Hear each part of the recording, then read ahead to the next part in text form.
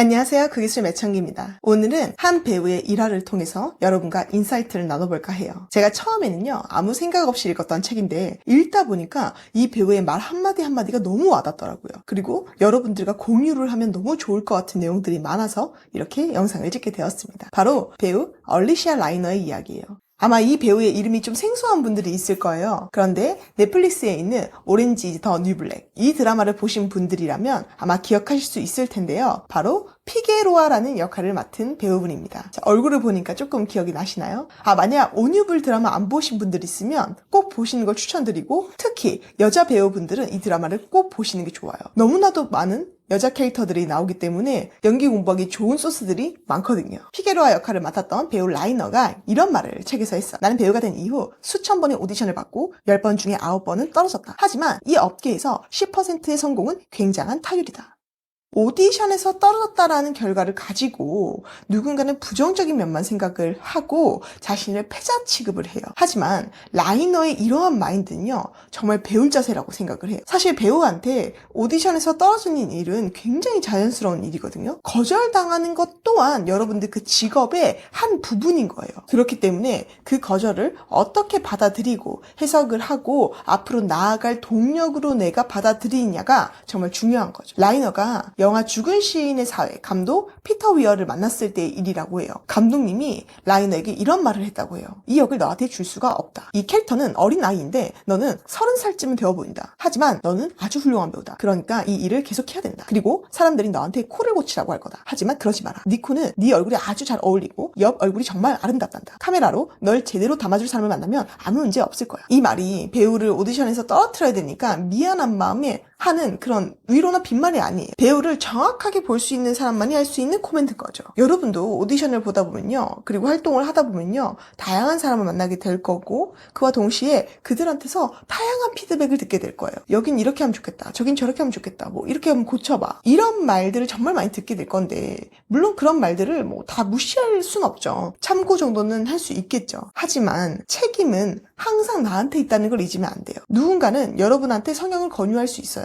하지만 그 이후의 행보를 책임지는 건 그 사람이 아니라는 거예요. 여러분 자기 자신이라는 거죠. 저는 성형을 반대하지는 않아요. 누군가에게는 필요할 수도 있어요. 하지만 이건 맥락적인 문제라는 거예요. 모두가 하니까 나도 해야 된다? 그건 진짜 위험한 생각이죠. 그렇게 가다 보면요, 흔해 빠진 배우, 애매한 배우가 되기 쉬워요. 갈수록 배우의 매력이 더 중요해진 시대가 될 거예요. 그리고 그 매력 중에 개성 있는 외모는 아주 큰 자본이 될 거고요. 이미 AI로 배우의 얼굴도 생성하는 시대가 됐잖아요. 그렇다라고 하면 사람 냄새가 나는, 내 주변에 있을 법한 매력적인 외모가 더 승산있지 않을까요? 차라리 나를 있는 그대로 이해해주고 내 장점을 부각시켜줄 사람을 만날 때까지 기다리는 거, 그것도 충분히 좋은 선택이 될 수도 있다는 거예요. 우리는요, 꼭 이쁘고 잘생긴 배우를 보려고 극장에 가는 게 아니에요. 성형이 정말 배우로서 커리어적으로 나한테 필요한 건지, 아니면 인간으로서 나의 개인적인 욕망인지를 여러분들이 우선 분간을 하셔야 된다는 거예요. 이어서 라이너가 또 이런 말을 해요. 배우의 삶은 기분 좋게 오디션장을 나왔다가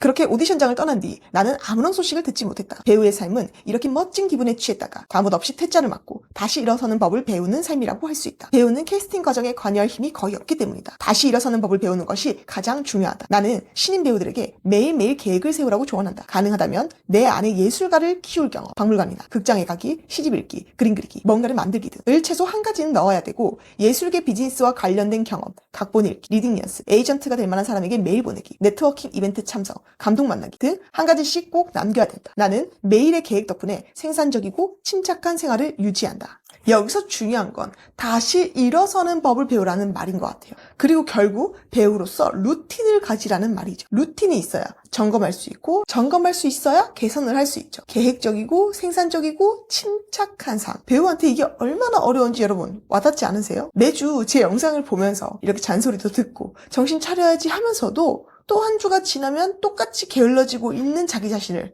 발견하잖아요. 헐리우드에서 활동하는 배우한테도요, 이건 쉽지 않은 일인 거예요. 그럼에도 그녀는 스스로 중심을 잡기 위해서 끊임없이 노력한다는 점이 여러분과 다르다는 거예요. 또 라이너가 이런 말을 했어요. 내가 만난 한 연기 지도자는 오디션의 가장 좋은 점을 그 장면을 그 사람의 방식으로 연기할 수 있는 거라고 했다. 결과가 어떻게 되든 간에 그 자리에서 그 역할은 그 3분 동안은 내 것이다. 나는 어제도 오디션을 보았다. 대단한 감독이 연출할 HBO의 신작이었다. 나는 정말 열심히 했고 느낌도 좋았지만 어떤 결과가 나올지는 나는 알 수 없다. 그래도 나는 다시 시작한다. 오디션장을 나올 때 다르게 했으면 좋았을걸 이라는 생각이 들지 않았으니 그걸로 된 거다. 결국 캐스팅이 되면 감독의 의도대로 캐릭터를 만들어야 돼요.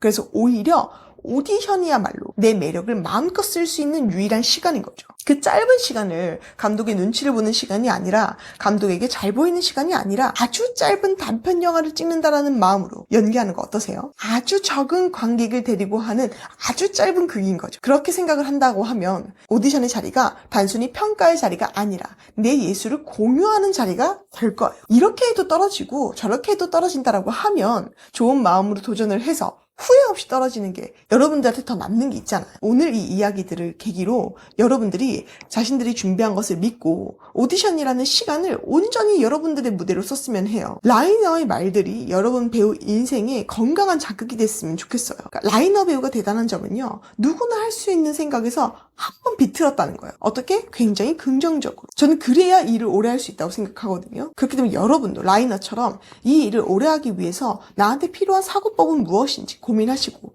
또 단순히 생각하는 거에서만 멈추지 마시고 그것을 행동과 잘 적절하게 믹스를 해서 내가 시간을 잘 쓰고 있는지까지 점검해 보셔야 된다고 생각을 해요.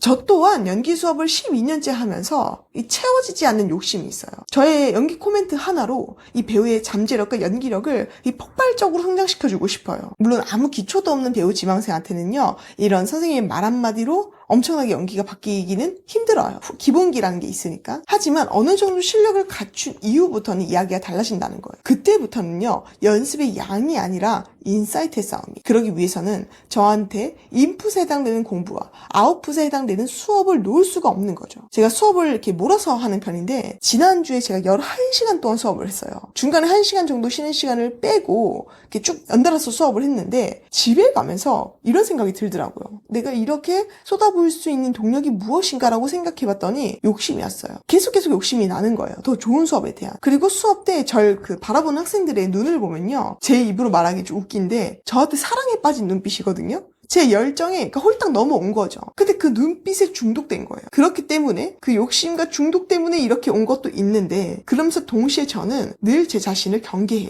왜냐면 이제 12년 정도 수업을 했기 때문에 지금이 딱 아는 게 좀 생겼다라고 나태해지기 좋은 시기거든요. 사실 수업 준비 안 해도 이때까지 해온 게 있기 때문에 내공만으로도 학생들을 놀라게 하는 건 어렵지가 않아요. 하지만 공부하지 않고 연구하지 않으면 연기 선생님도 계속 매년 똑같은 말을 반복할 수밖에 없어요. 같은 커리큘럼으로 같은 코멘트를 하면서 몇십 년째 같은 강의를 하는 그런 연기 선생님은 되고 싶진 않아요. 그래서 저 또한 이렇게 앞에서 다 아는 것처럼 얘기하지만 보이지 않는 곳에서는요. 늘 공부하고 수업을 하고 연구를 해요. 왜? 좋은 코멘트를 해야 되니까. 그렇게 제가 공부했던 인사이트들은 이렇게 유튜브에서 언제나 알려드릴 테니까 혹시 아직도 구독 안 하신 분들 있으면 구독 꼭 해주시고요. 벌써 여러분 1월이 끝났어요. 2026년에 한 챕터가 또 종료가 되었는데 우리한테는 다음 챕터가 있잖아요. 그러니까 또 힘내서 한 주를 보내보도록 하고요. 이번 주에도 정말 수고 많으셨고 저희는 다음 주에도 유익한 주제로 만나 뵙겠습니다. 고생 많으셨습니다.